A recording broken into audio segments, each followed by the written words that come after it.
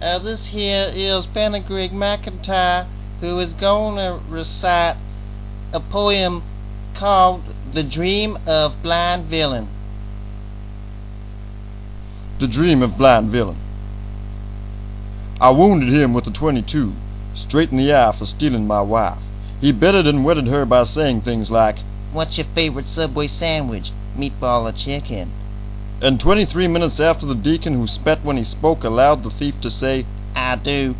I waited in the bushes for the white-witted wonder to appear, straight in the eye.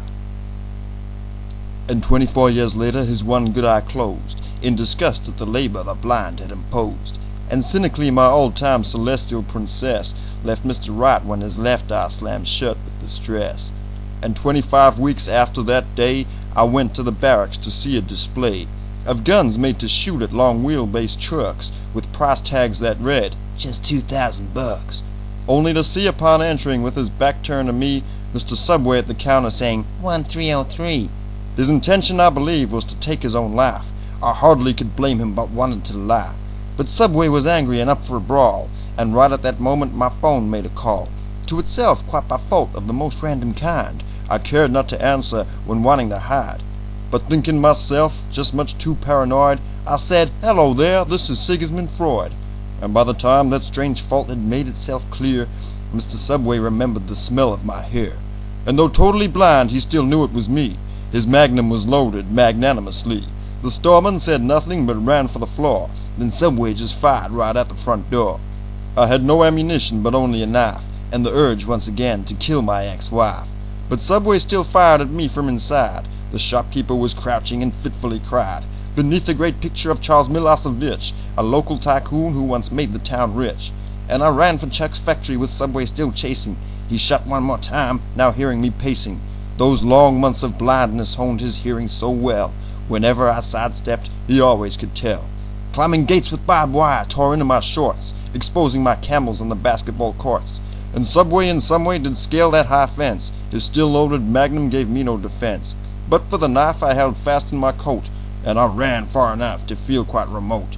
While hiding behind drums of liquid cyanide, Subway said, "Boy, you got nowhere to hide."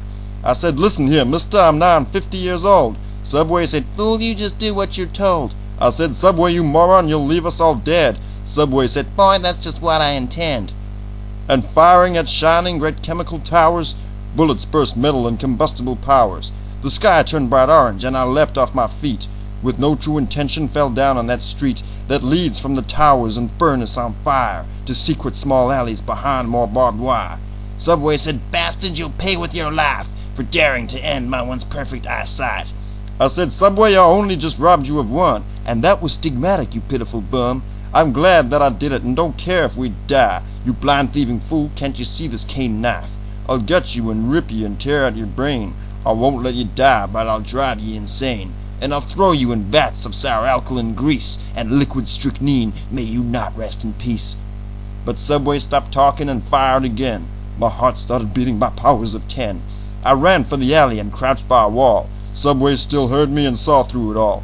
I was slightly ashamed and thought of my wife, amid the explosions still guarding my life. With a degree of devotion that deeply surprised me, I thought, "Find me courage, this man must not kill me." But Subway still fired and was hitting the spots, pretty close to my torso, my head not far off. "I'll aim for your eyes, you slimy old fool, so you know how it feels to perpetually drool salty tears from a useless great hole in the head. To hell with this talk, I will have you dead." And sprinting I did to a sturdy old shelter, to save us from Soviet sky-born helter-skelter. But Subway could hear the sweat pour off my skin, and as he could smell it, I just hid within the concrete and steel of that McCarthyian safe. And Subway grew quiet and felt out of place, more reluctant to hunt me, but still he grew near, and somehow I couldn't quite hide all the fear.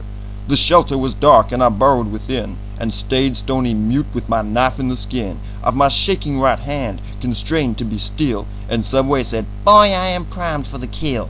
And now in the darkness, note the fault of my ways. Pitch black inside, I was robbed of my gaze. Now blinded like Subway, who had the advantage, forcing me in brief moments to thoroughly manage this fear of darkness and learn how to hear, like Subway had done for at least the past year.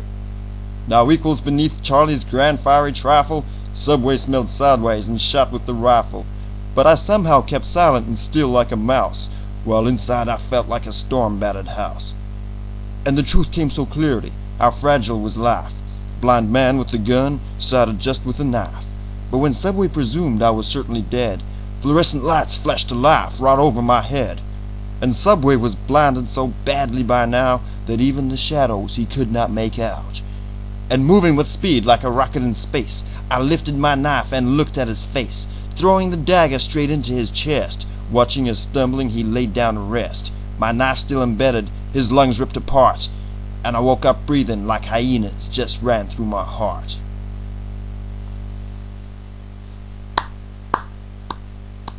Yeah, thank you very much. Yeah.